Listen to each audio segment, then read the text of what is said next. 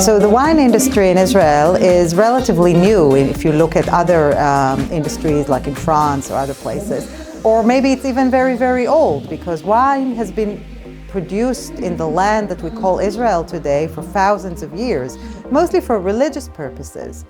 But then about 150 years ago, a more modern industry was established and actually really thrived only in the last 30 years, where a lot of new techniques, capabilities, and quality entered the system. Today, the industry in Israel is extremely versatile, which is fascinating because Israel is such a small country, but it's very versatile as far as terroir is concerned and as far as weather is concerned. So you would have like volcanic ground somewhere in the Golan Heights, or you would have more different soil closer to Jerusalem, different temperatures, different altitudes. So very, very versatile.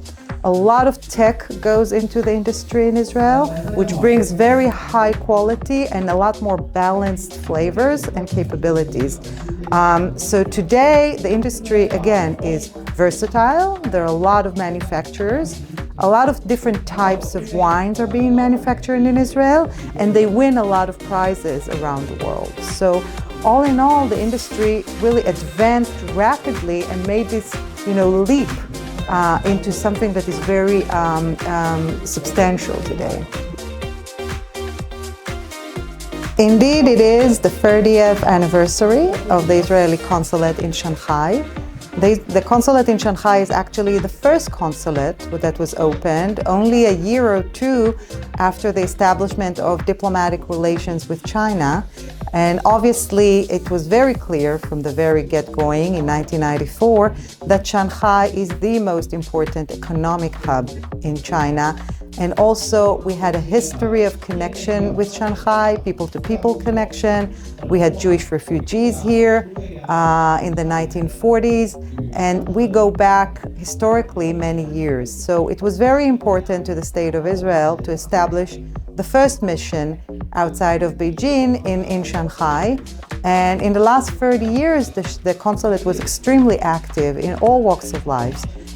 Whether it's culture, people-to-people relation, academic exchanges, and so on and so forth.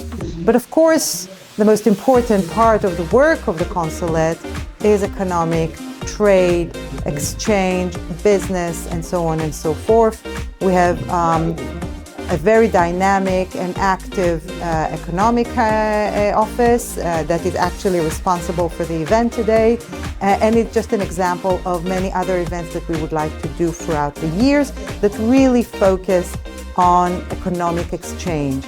We also, since we are celebrating the 30 years, we would probably do some kind of a major event maybe in the second half of 2024. With the situation in Israel being the way it is, our plans have shifted a little, so we are really in an early phase of planning our work plan for 2024. But you will see a lot of us, for sure. There will be a lot of Israeli participation in expos and events here in China. I really hope to see more delegations coming from China to Israel, maybe again in the second half of 2024, and hopefully we'll have quite a few political visitors, economic visitors, and so on and so forth here in Shanghai, promoting the exchange in all aspects. I know that it is very important in the Chinese culture. Personally, I was born in the dragon year, so I hope the year coming in would be a really, really good year and a much better year than the year before, both for China, for Israel, and specifically for the relations between the two.